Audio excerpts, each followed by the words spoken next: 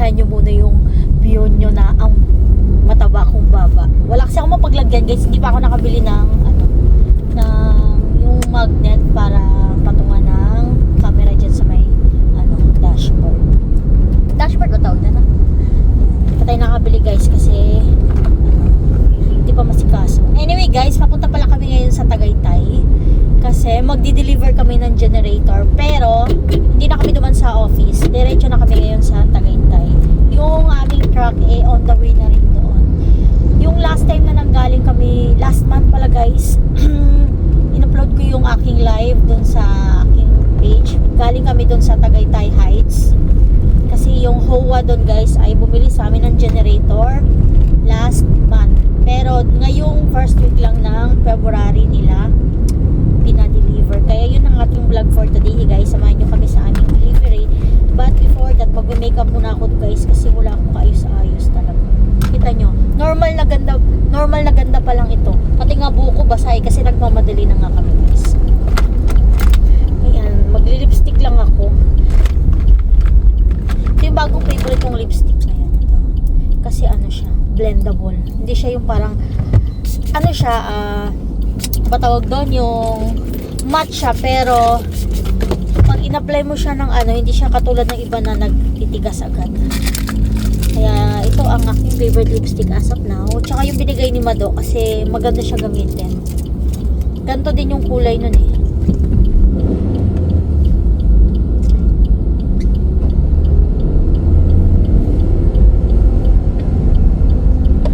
Parang hindi bagay sa akin ang ipagka brown and lipstick today. Brown orange parang ganun.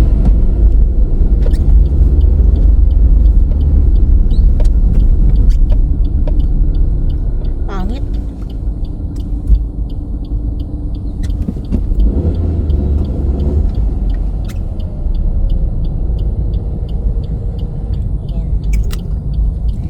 Kalat-kalat na guys. Matutuyo din yan mamaya. Syempre, magbo-blush on ako. Ito ang aking blush on ngayon. Peachy do. Hindi ko siya ganong type. Kaya lang wala akong ganong choice. Wala akong blush on na dala dito. Ito lang nasa aking bag. Hindi ko ganong type to. Hindi kasi bagay sa akin. Ganyan lang siya guys. Okay na yan.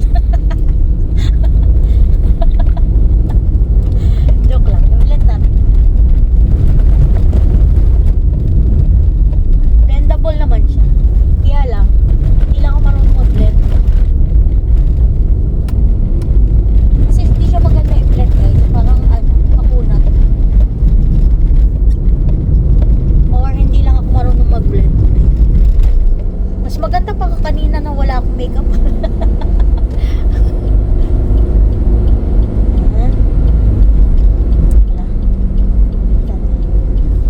Yan, parang drunk blush lang ganyan. Yan. Okay na to. Tapos sa hair ko naman, okay na yung makeup ko guys. Hindi naman ako ganong nagme-makeup. Ay, meron, maglalagay pa pala ako nito. Meron lipstick pala ako doon. Tapos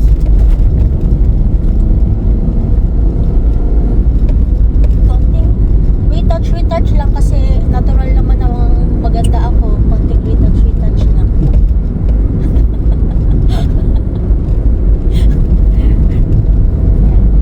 Okay na yan. Medyo maganda na ng konti. Anyway, mamaya, meron din ako dito nakalagay sa kotse na para sa hair. Ayan, ito. Aking on the go hair brush. Kaya lang, mas mainit pa yung hininga ko guys. Pero, medyo basa pa kasi yung buko kaya hindi ko pa siya magagamit. Masama kasi yung hair brush. Ang buhok kapag basang-basa pa yung buko guys. Kaya mamaya ko na maayos yung aking hair. And i-update ko na lang din kayo mamaya kapag malapit na kami sa Tagaytay. See you later guys. Boss, yung nag-deliver na truck ng generator kasama ko. Kasama niyo. Oo.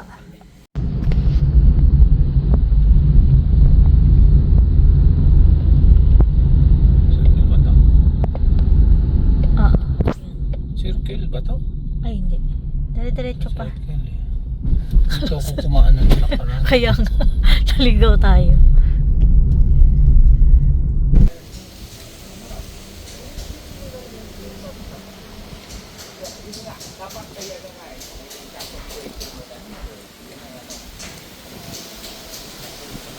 By the way guys, ulitin ko po, nandito tayo sa Tagaytay Heights. Yung HOA dito ay bumili sa amin ng generator. And yun na nga yung dineliver natin today. Ayan. That's 125 PV generator set. Nag-usap-usap pa sila guys. Then after nito, pupunta kami sa clubhouse para i-collect yung balance. May balance pa kasi sila sa amin guys. Collect natin today. And after nito, dadaan tayo na naman sa Chicks ni Otit. Doon sa kainan nila Wilma Dasen guys. Yung the last time na nag-site inspection at nag-visit din kami dito, duman kami doon guys. Since yung aming mga boys ay hindi pa nakakain doon, dadali namin sila doon.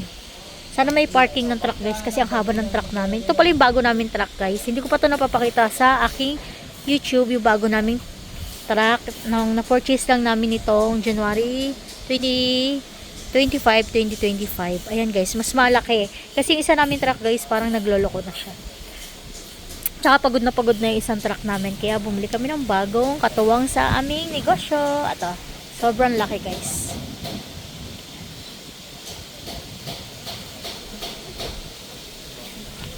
Mas malaki yung truck namin ngayon compare doon sa luma namin truck.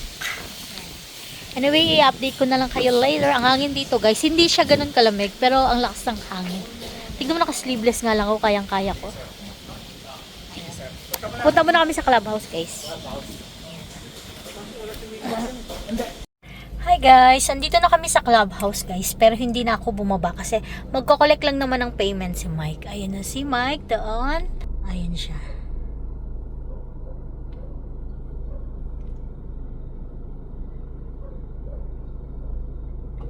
Ayan. Yee. Payment. It's our kain time. Kakain na kami guys. Gutom na rin. Wala pa kaming breakfast.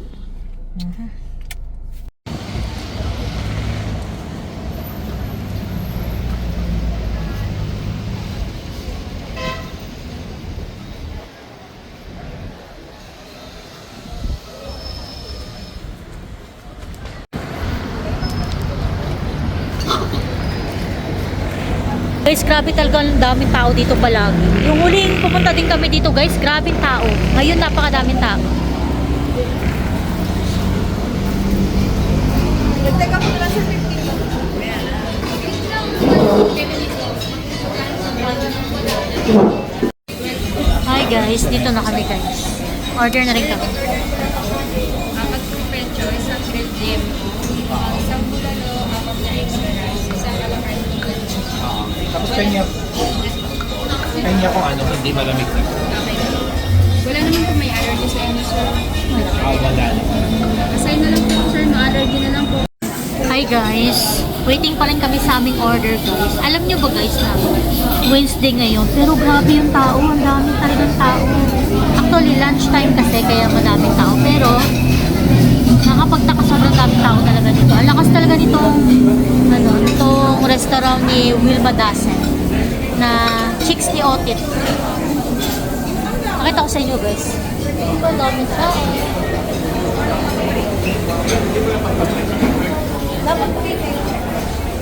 Kita nyo guys, ang daming tao na. Kaya medyo matagal-tagal yung order natin. At saka may madami pang nagsisidatingan.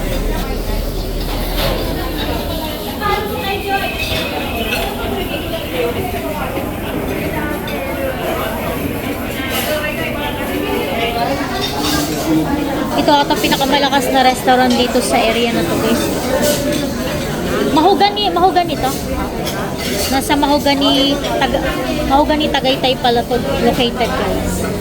Ito ata pinakamalakas. Kasi yung mga dinaanan namin yung mga resto, parang wala naman tao. And yung last time January, Sunday yun guys, kumain kami dito. Ang dami din tao, pero yung mga katabi nilang resto, wala gaan.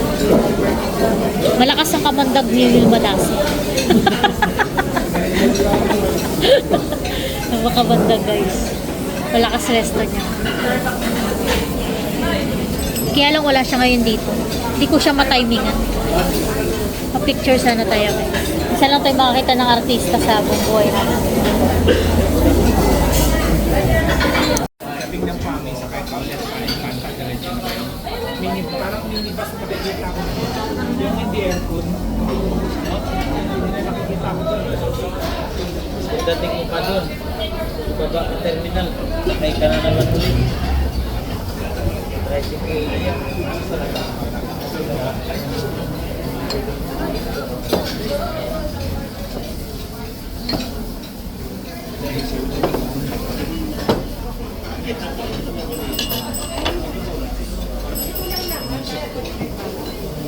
Picture po.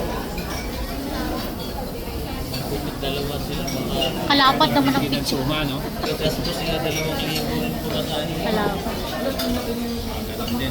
Picture po. Picture po. Ito, kumakain ka ba naman? Wala. Jempo po. Okay. Thank you. Ingat. Hindi mo rin kinakain ko naman? Lokban ng pinisa po. Wow. Ito po ba sila? Yeah. Enjoy dining. Thank you. Ito akin guys.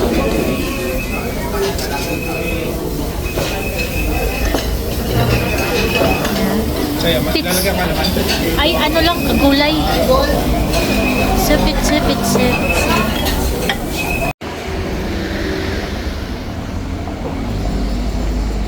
Guys, paalis na kami dito sa Chicks ni Otits. Pabalik na kami sa office.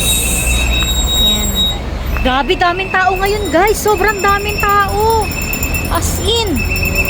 Maraming tao. Ayan yung truck namin. Baka kagatin ako niyang kuya. Ayan. Truck namin. Ito pa din sir. Ayan.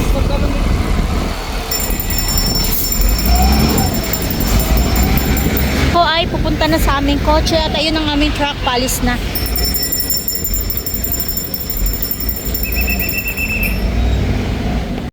Anyway guys, so what I said, palis na kami dito guys, pabalik na kami sa office and i-close ko na rin tong aking vlog. Hanggang dito na lamang ang ating video for today and thank you so much for watching. Tatrabaho na kasi ulit kami sa office guys kasi maaga pa, ano pa lang ngayon. Alauna pa lang ngayon guys, kaya magtatrabaho pa kami. Medyo sumasakit-sakit na naman ang ulo ko. Anyway, bye-bye guys. Thank you so much for watching and please like and subscribe. Be good always and always share your blessing. Bye-bye. Isang ganyan maliit, 100. Opo. Magkaibang flavor. Po. Ito Ito po. Yung 100 tag lang. 100 na lang, titikman lang namin. Anong flavor ba yan? Ito pong may asin po. Ito. Yung isa wala. Ito po, opo. Apa, Tag-isa, tag-isa. Thank you. Thank you.